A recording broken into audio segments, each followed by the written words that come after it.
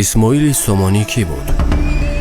اسماعیل فرزند احمد، فرزند اسد و فرزند سامان خداد. اسماعیل سال 849 به دنیا آمده است. سال 874 در سن 25 سالگی حاکم بخارا می شود.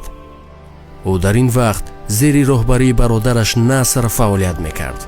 سال 892 او به جای برادرش نصر حاکم کل ماورانهر شد. ماورانهر این نام عربی است. نام تاجیکیش باشد ورارود. حدود امروزه تاجیکستان و ازبکستان، ترکمنستان و قرقیزستان و یک قسم قزاقستان را می گفتند.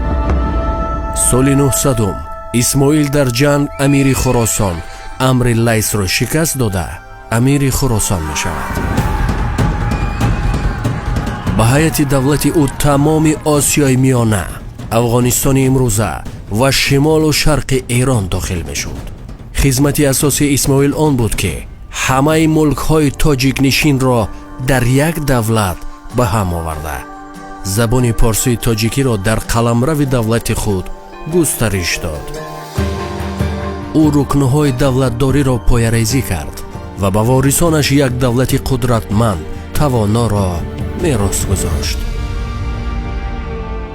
اسماعیل سال 907 دنیای فانی را پدرود گفت و به جای او پسرش احمد امیری خراسان شد. مقبره اسماعیل تا کنون در شهر بخارا پای برجاست.